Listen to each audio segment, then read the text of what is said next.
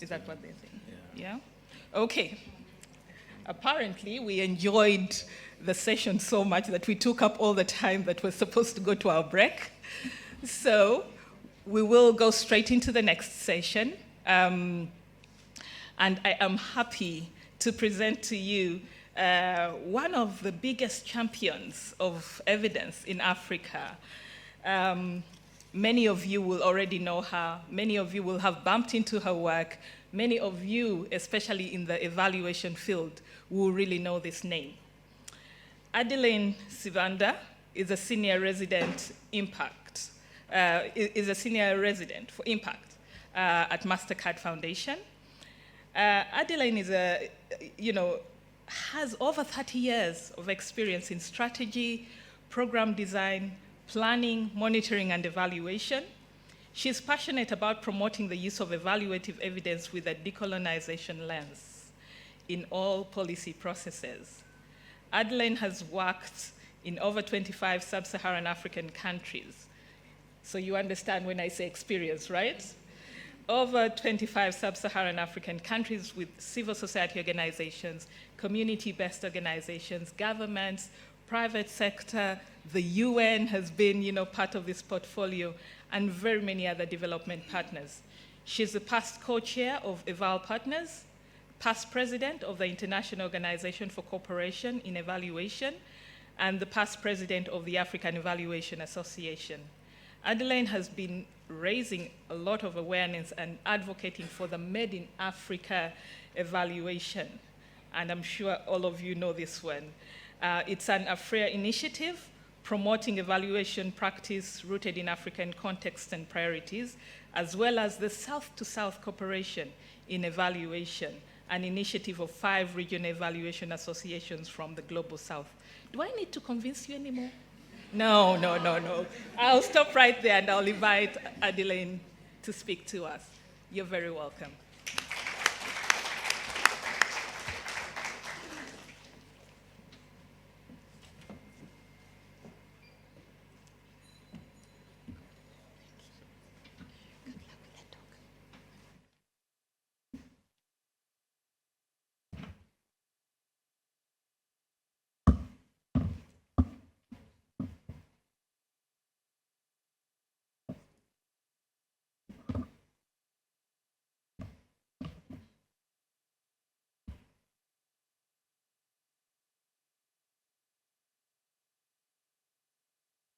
Thank you so much.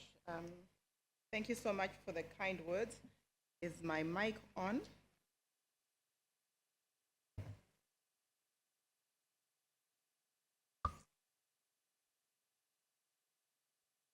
Hello, can you hear me? Okay, you can't hear me.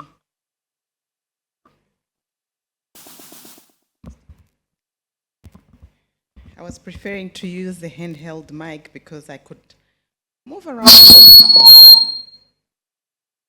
That will have to be switched off. I don't know which one is working now. Both are working. Okay. So thank you so much for this opportunity. Honorable Minister Beatrice Akelo Akori, Minister of State in the Office of the President for Economic Monitoring, the co-chairs of AEN, the organizing committee, and distinguished guests. It is such an honor to be here talking to you. In fact, my colleague reminded me how I got to this place, how I came to the Africa Evidence Network event. And it was very interesting because it was by mistake. In 2016, my colleague, Serge Eric, could not make it because he'd been invited to speak. And he said, "Oh, Adeline, since you are in South Africa, you can go ahead and represent me and speak on my behalf." And since then, it's been history. So that's how I came to become a member of Africa Evidence Network. So before I speak, I want to put a disclaimer. Yes, I am with the Mastercard Foundation, but I want to say that all the points that I'm going to present, all the views in my presentation are my own views. And they do not represent the Mastercard Foundation's views. My colleagues, Ayo and Sajilu, will be presenting and talking to what the Mastercard Foundation is doing. So all the questions that you have around Mastercard Foundation, direct them to them. Okay. All right. If I could have my slides up.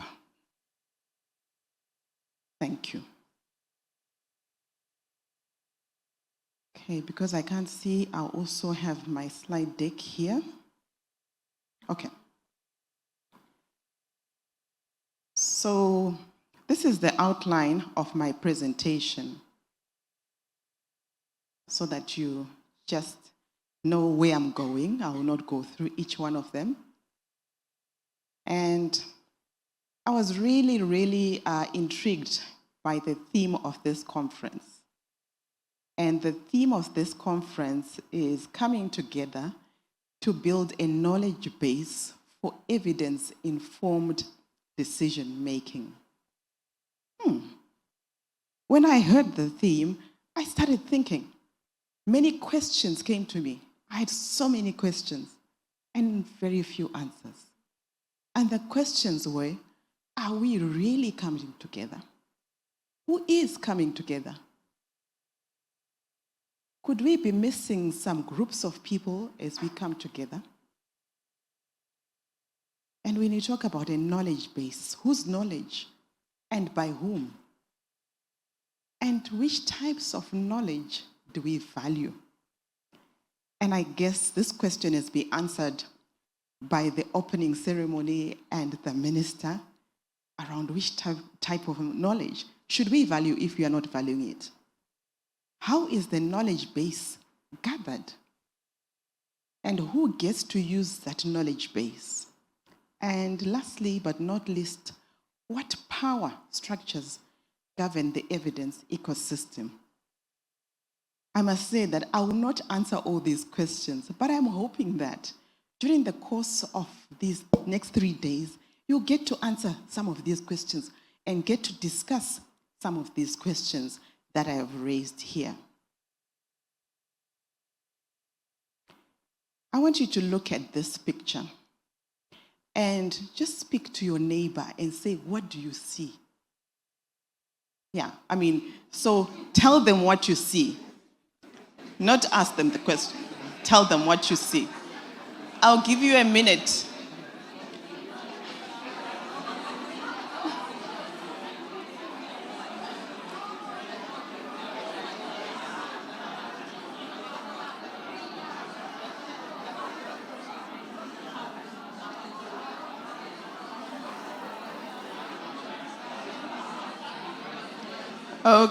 Okay.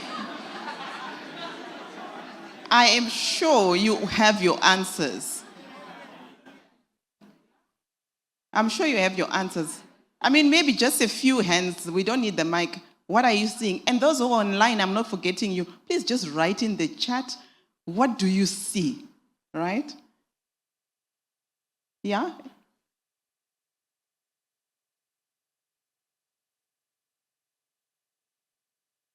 Mm-hmm.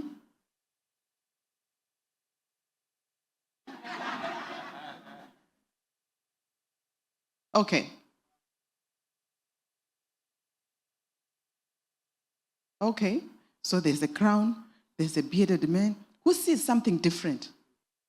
Let me ask the side. Yes? You see a woman. Yeah? I'm sure we could go on and on and on, and we all see things differently. Right? I think that's the point I'm trying to make. We also see things differently. And we see things differently based on our past, our history, where we come from, our education, our experiences, and many, many things influence what we see. So, so our past is really important. And why is it important? It is important because our past has shaped who we are today and who we are becoming in the future. It also shapes our future. So there are many events in life that have shaped the way we think, our mindsets. What we see today, what we saw in that picture, and even our attitudes, our values, our traditions, and many, many things. Our work that we do is shaped by our past, by our influences. Various institutions have influenced how we think. And we can't ignore the impact that colonialism had on us. What we see, what we value, and what we call our truths, in inverted commas, are also shaped by colonialism, by our colonial past. And, I speak to colleagues and I talk about colonialism. They'll say, listen, that was in the past. That doesn't matter. Let's just talk about the present moment. But we cannot ignore our history. So the power asymmetries and inequalities in all facets of our lives are a direct result of our history. And so we need to interrogate those. They shape how we think, what we see, and what we do.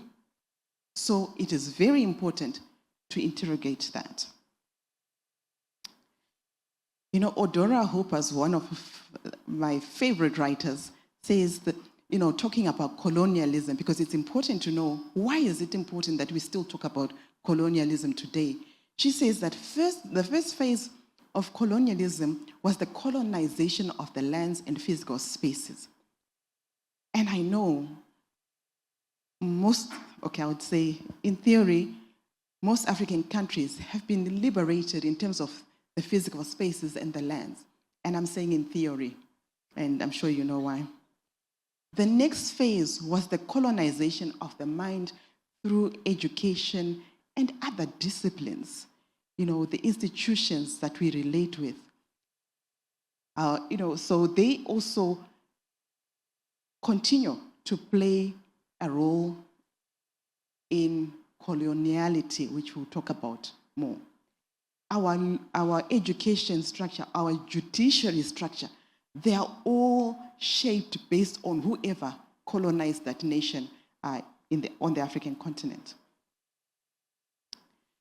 There are several effects of colonialism that we can talk about, but I'm just putting a few here. And one of those effects is we look down on African practices or African culture and African values. Anything African, we just look down upon it. We don't see value. We start asking, is it valid? Is it credible? All those words start coming in when you talk about anything African. Yeah? Even the language we use. I know when I was born, those many years ago, it was really the in thing to call your child an English name. So that's why I don't have a Shona name. At one time, I thought of changing my name, but it just was such a process. So our mindsets are shaped by our colonial past. The power asymmetries continue underpinned by what we call coloniality, which is the continuation of colonialism. So colonial power structures define the current systems. So as I said, the financial system, the market systems, and therefore, when we just go in and collect evidence and not interrogate the history within that sector that we are collecting evidence, we are missing a huge chunk of what makes that sector what it is and why it functions the way it functions. So it is important.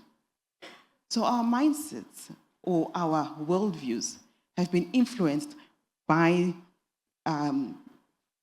and shaped by colonialism. So it's important that we really reflect around those effects of colonialism. Another quote.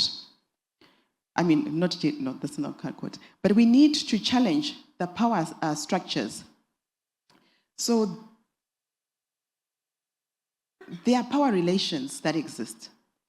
And sometimes we go into a situation where we collect evidence and we don't realize that we are overbearing, and therefore whatever is coming out is actually our own views rather than the views of the communities that, or the people that we serve, that where we are collecting evidence.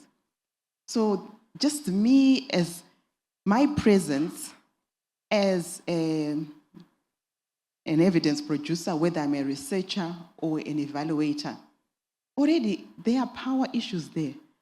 And you can already see that there was one who's wielding power and the one who has no power at all. So the structures that define unequal power relations need to be challenged. So therefore, how do we relate with those people that we serve and the communities we serve? For us, we serve young men and women. How do we relate with them? Are there any power issues that we need to interrogate? We need to challenge the fact that we look at Western ideas and Western institutions as having greater value than our own.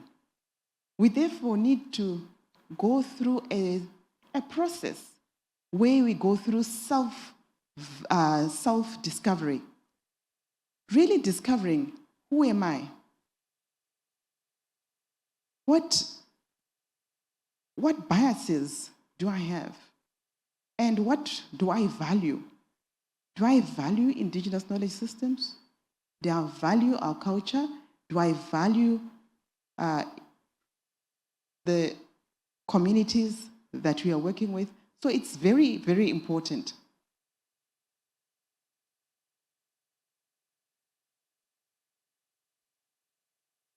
So I was reading just last week that actually the first education system was established in Africa, and actually was established in Egypt. But we hardly hear of that because of our history, because whatever developments took place then were erased, during colonialism. And it is important to reflect on our past wins and on our past knowledge production, our past ways of knowing, our past traditions. How can we bring them in? So the denigration and destruction of any practice of African culture or anything African has to be challenged. The current knowledge evidence production system needs to be challenged. I know very often we've assumed that the knowledge that we use or that we put out there is valid. I'll give you an example. So usually when I start a presentation, I always start with these risk trends that say this is how it is and we are going this way, and I'll not say which report that is. But I was going to start with that as usual. And then I said, what am I presenting on? On evidence. Okay, let me just dig deeper. How was this data derived? Who collected it? And who responded to the data? What I saw is that 38% of the respondents, representing the whole world, 38% were from Europe. Only 12% were from Africa. And about 7%, I think, were from Asia. And I'm like, wow, this is one of the biggest populated continents. And how come? And then I also looked at who collected the data. And who were these people that were giving this information? And then I asked myself, so could I really stand there and say, This data represents the African continent. This data represents the majority of the African people who are mainly, in communal lands or who are not part of the elite. So those are the conversations I had with myself. And guess what? I deleted the slide because it was not valid. The data was not valid. And we could not say it is representative. Let me talk about decoloniality because that's my topic. Decoloniality of evidence. Just so that we know what we are talking about, I'll just read through one of my favorite authors, Ndlovu Gachane. He says, decolonization is the dismantling of physical occupation and direct colonization administration. However, this did not give rise to post-colonial world. African leaders today continue to manage and maintain the global system as they inherited it. They continue to manage it as it was without changing much. They only replaced the colonial rulers. That's why we find that our education system is problematic. Our judiciary systems are problematic, right? So decoloniality speaks to the deepening, widening of decolonization movements in spaces that experienced the slave trade, imperialism, colonialism, apartheid, neocolonialism, and underdevelopment. So decoloniality is seen as an epistemological and political movement and as a necessary liberatory language.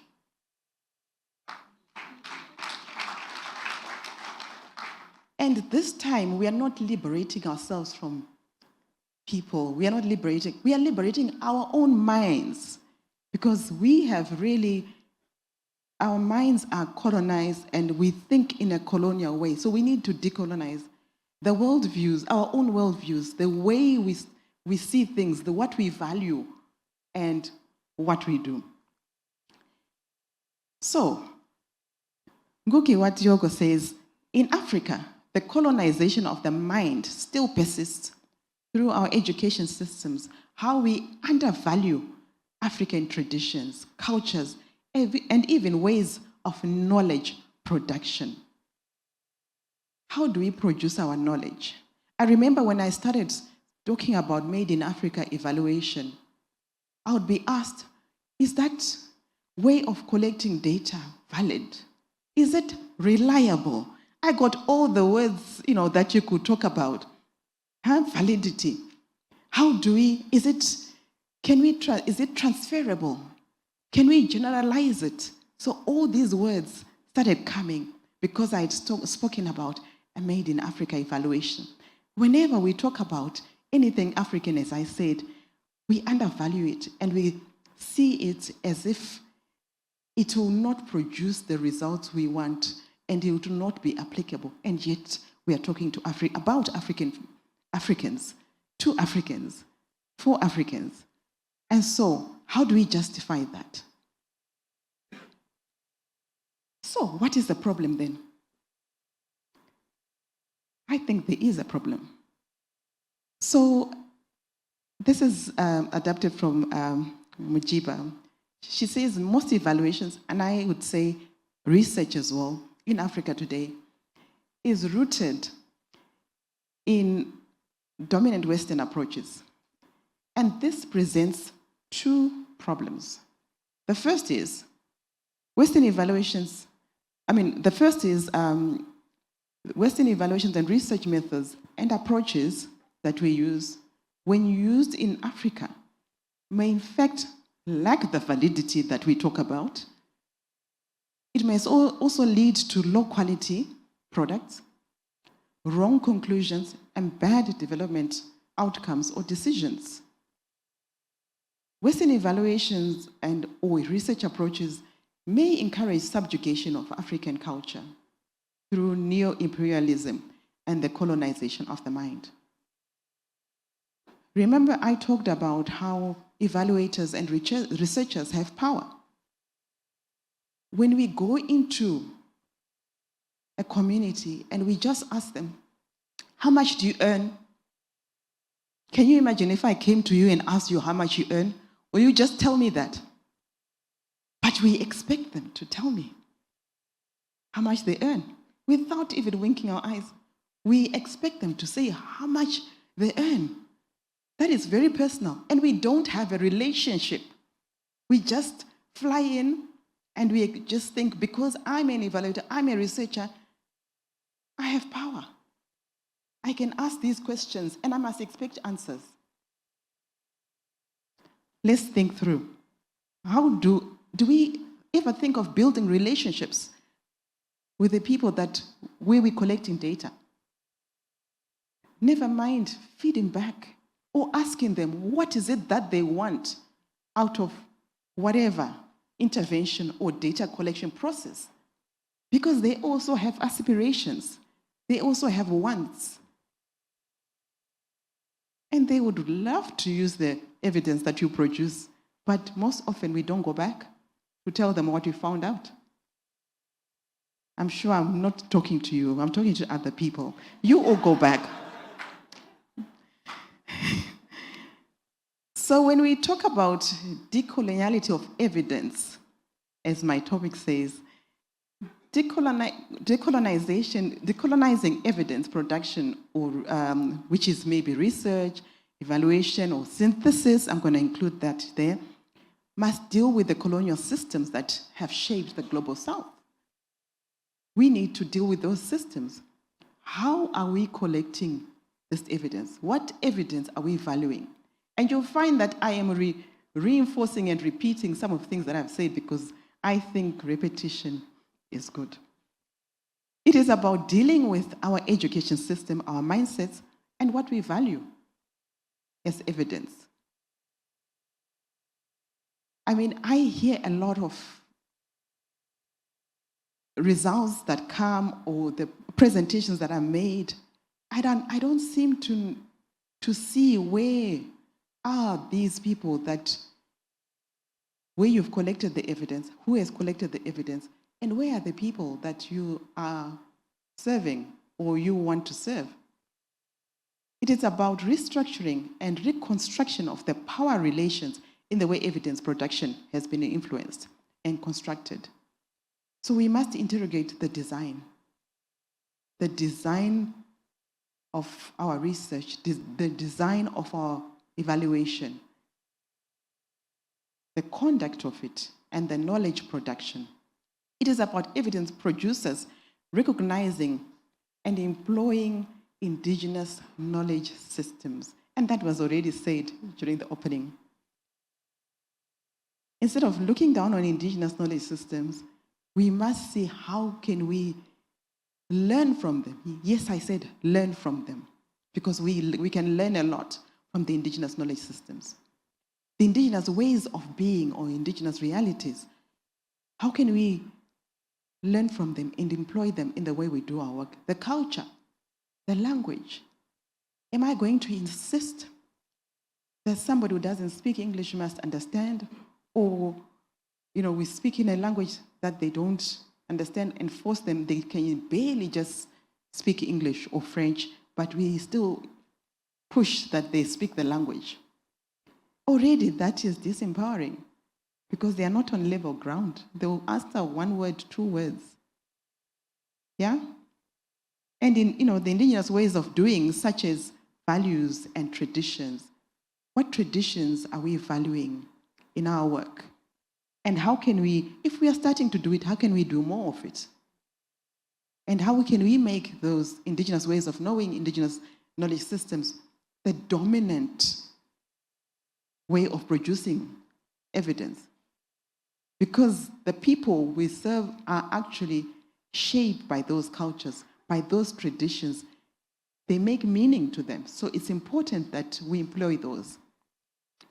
So there's need to be consciously aware of the paradigms that underpin the entire knowledge production and evidence synthesis processes.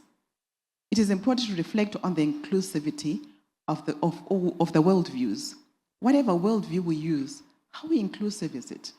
Or is it alienating others that could participate. So the ways of knowing and ways of perceiving reality of Africa are best articulated, as Chilisa would say, using a relational paradigm. As I said, if I just come in and I start asking questions and I'm a stranger within a community, within a space, you're not going to get the answers you want. And I know we've published many, many reports, and we call it the truth. But really, usually I find that there's a black box that does not get opened when you're a stranger asking all these questions. You're not going to get the right answers. They've become experts in responding to you. You want to give us funding, or there's an expectation that you may give us funding, we'll give you the answers you want. It's a transactional relationship because we don't know each other, so we might as well just make it like that. So it is important to just look at how we collect, produce evidence. I'm going to look at this, I call it an evidence ecosystem, but just to demonstrate, it's work in progress, but just to demonstrate what I'm going to be really focusing on. So the focus really is on, we want to look at mainly evidence producers and evidence synthesizers. Very often we've been speaking about, policymakers must use evidence. Those foundations should use evidence. But we hardly self-reflect as evidence producers or evidence synthesizers to say, is the evidence that we are using, we are producing, appropriate, applicable, relevant, and is it collected in a transparent way? So today, the focus is really on evidence producers, and I'll call those who are doing primary research, evaluations, and those who are doing synthesis or systematic reviews as evidence producers. So from now on, I'm going to talk about evidence producers, and it encompasses all of them. So I'm going to go into some of these topics that will be covered during this conference, and just either ask questions or tell you, or just say my point of view. I have a point of view for everything, but I will not answer all my questions. But just to raise questions that you can start talking about as you go on to, into the sessions. So we are going to be talking about valuing evidence differently. So for me, the most important thing here is about shifting our paradigms that we use for evidence production. We also need to reconsider what we value as credible evidence sources. What do we value as credible evidence sources? It's important to look at that. There's also a need to question whether what we consider the so-called golden standard is so gold after all, and does not discriminate against people that we purport to serve. Are there other ways that we could collect evidence that can actually, or produce evidence that can actually be as reliable, as valid, or even more valid than what we call the golden standard? How do we ensure that we do not subjugate African cultures in the evidence production process? I'm sure you will be able to answer those questions in your sessions. Where do we place indigenous knowledge systems? Are we really giving it the prominence it deserves? Could we begin to place the African people and the African culture and the indigenous knowledge systems at the center? It is important. After all, we are working in Africa. And so how do we come up with Western ways or processes, and then we try and apply them without repackaging or adjusting them to be applicable to our continent? I think earlier on the minister spoke about how during the COVID pandemic, we were able to learn from some of the indigenous knowledge around health. And it really helped a lot to avert what could have been a catastrophe. When we look at equity and inclusion, which are really pivotal to the work that we do, and I asked those questions earlier on, could we be missing someone as some other groups? The Agenda 2063 emphasizes broad-based, inclusive, participatory, and systems approaches. And I would say that most of us don't talk about the Agenda 2063. That's how much we don't value African-grown agendas or strategies. We all know, we can all talk about the SDGs, Agenda 2030. We can say all the goals without even, stopping.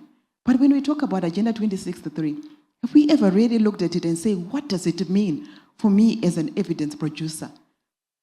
What are they trying to do? How could I contribute to achieving those goals that they've set? But I think one of the key important issues there is about inclusive, participatory, and systems approach. And it's not about bringing people together and they come into the room and we call it participation. It's about valuing their contribution, valuing what they bring on board, and I'll talk more about that soon. So systematic barriers in the evidence system need to be addressed. This includes our attitudes, policies, practices, traditions, and the language we use, as I mentioned earlier on, the values that discriminate certain groups from participating. I'm thinking about, we work with young men and women, people that are differently abled, people that are in hard-to-reach areas. How are we making sure we reach those people? I'll tell another story. I like telling stories. So I've got a young person that I mentor, and she was telling me that she's a communication specialist. They were trying to find out why in a certain village they were not pro-child immunization. They called it pro because they'd already made up their mind that they don't want to be immunized. And so they said, come, the communication team, come, let's have a story. Let's tell the story. And then she tells me that they went to this place, and it was about a 5-hour journey by car. And then they had to leave the car and then walk. By the time they got there, it was night, and they had to sleep in the village. Remember, all the vaccines have to be kept cold. And so by the time they get there, the communities have gone back to their homes and they are tired. And therefore, there were two things here. The health professionals did not want to walk those long distances for 5 hours. That's number one. Number two, the communities didn't want to wait for a whole day for their children to be vaccinated. So she came back and said, you know what? We were writing the wrong things in our reports. We were saying the communities don't want their children vaccinated, which was a wrong assumption.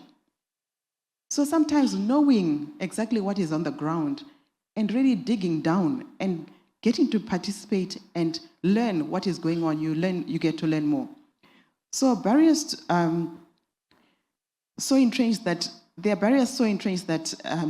they may be unintended or unforeseen or unseen by those that do experience that experience. So for example, I may be an evidence producer, but I don't see certain barriers that I may have or certain biases that I may have that so I just don't see. The things I do, the things I say are based on the fact that I'm just blinded to my own mindset and my own paradigms. So it is important. So here reflexivity becomes very important. We need to interrogate our own biases, our own privileges. Am I seeing this with biased eyes? And what privileges am I coming from that may be shaping my worldview that I see or that I'm using as I collect this evidence. And so we talked about the importance of the voices of the communities. We talked about, important that young men and women participate and those who are differently abled. And so how do we ensure that we do not leave any group behind? It is important. We are also going to talk about localization. So the question I'm asking you is localization being used as a metaphor or a buzzword that is aimed at window dressing? What do we really mean when we talk about localization? So it is about shifting power and resources and ownership to local people, putting them at the center. Are we doing that? Or when we talk about localization, what are we talking about? I hope you'll be able to talk more about that. What is preventing the localization agenda within the evidence system? I would put it to you is the persisting power imbalances between the global north and the global south. Well, I'm sure you'll find out when you go into your sessions. You'll find out more. Why? What is preventing localization? What needs to be done to actualize this? As I said, our mindsets play a huge role in what we say, what we think, our values, our attitudes. I think we need to shift our mindsets. Another area which is important for you to talk about as you go out in your sessions is issues around power, voice, and agency. As I said earlier, knowledge production is a power issue. And power to influence theory and practice is very important.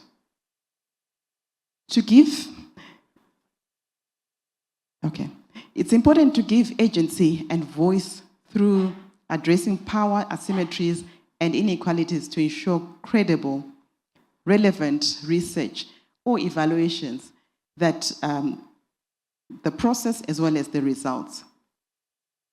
Knowledge production should include communities or the people we serve, and that is very important. And how are we doing that? We need to find solutions that do not alienate indigenous people and cultural practices, but complement them. So we need to be really, I'm hoping that by the end of these next 3 days, we are coming up with solutions. And maybe this is the last time we'll be pointing out on the problems. Let's come up with solutions. How do we address these power asymmetries? How do we give voice? How do we give agency? So we need to incorporate indigenous knowledge systems as values, culture, and we need to allow those we serve to set their own agendas. So evidence production process, including frameworks, should be restructured to avoid disempowering the indigenous people and once again strip them of their agency and dignity. So we need to really reflect around that. I never finish a discussion without Ubuntu. I really love the Ubuntu philosophy, which is really, it's a relational sort of philosophy. It's about I am what I am because of who we are. If we are relational and if we come together and if we are empathetic with the people that we are serving, we are caring, we are reciprocal, we cooperate, compassion, empathy, it is very easy to then involve them in what we do. Remember, relations matter within the African communities. It cannot be transactional. It has to be relational. Whatever we do, whatever work we do, must be relational. So how do we create those relationships? So that we don't leave them behind, so that we deal with the unequal power relations, so that there is equity. How do we deal with those? And I'm almost coming to the end. One of my other favorite writers is Professor Begele Chilisa. She's written a lot around research, around evaluation. And she speaks about an African relational paradigm. And could it be possible that as we do our evidence production, we use the African relational paradigm? Chilisa and others say they propose an African relational paradigm rooted in African worldviews.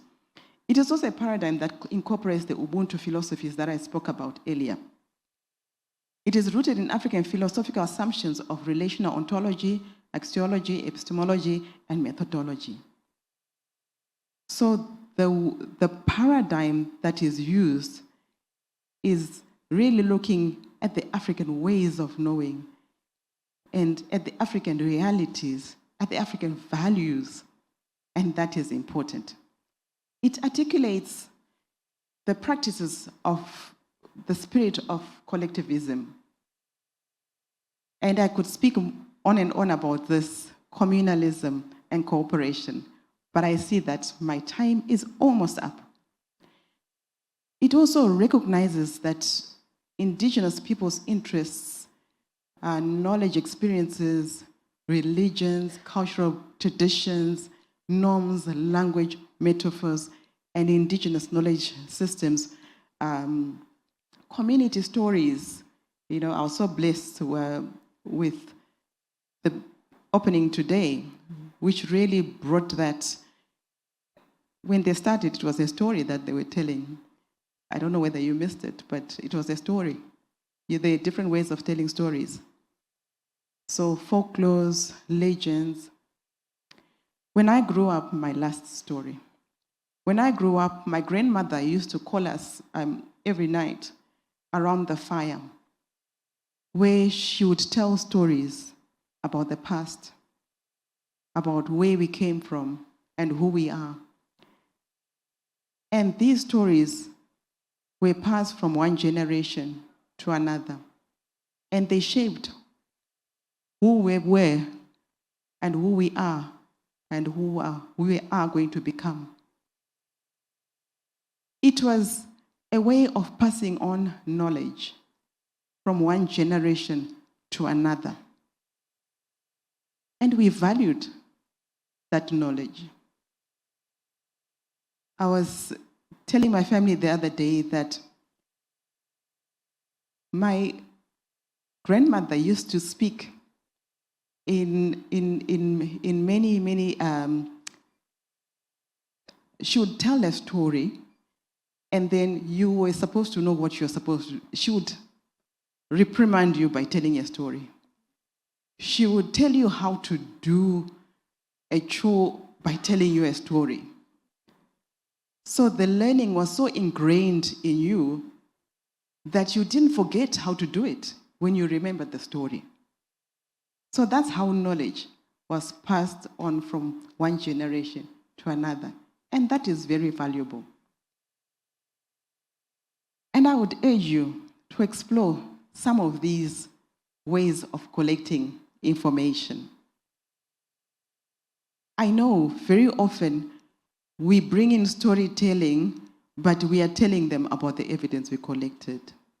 Or how could we make it such that we let them give us that evidence that they see as valuable, or information that we then turn into evidence that they see as valuable, and therefore build our knowledge base.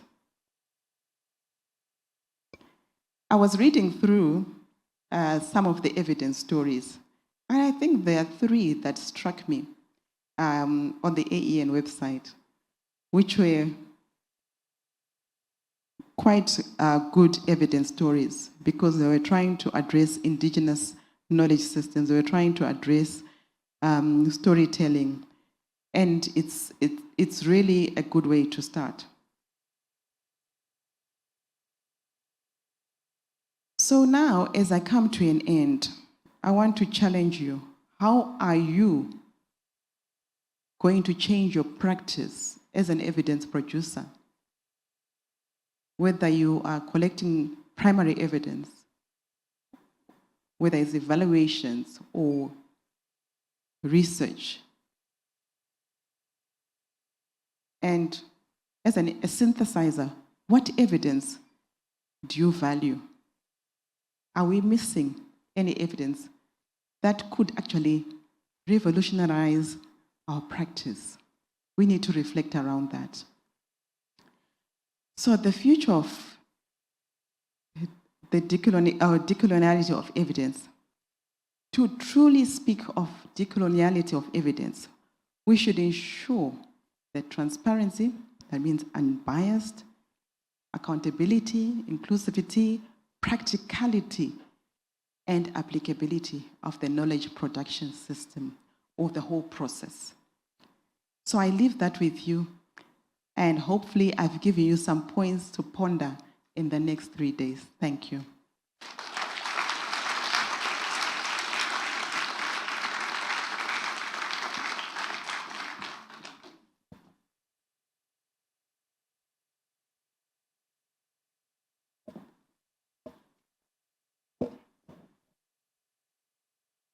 Thank you, Adeline.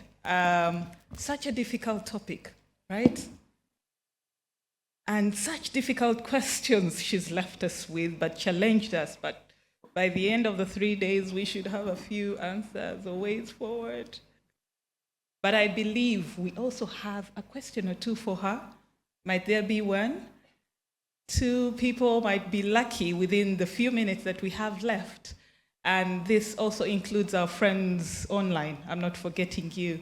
If you do have a question, please put it in the chat. Charity is somewhere, she'll pick it up. But I think we do have 1 or 2 questions in the room in the meantime. It could also be a comment. It could also be to affirm something she has said. It could be to question something. Let's see what we've got for Adeline. Yes, please. Mike somewhere.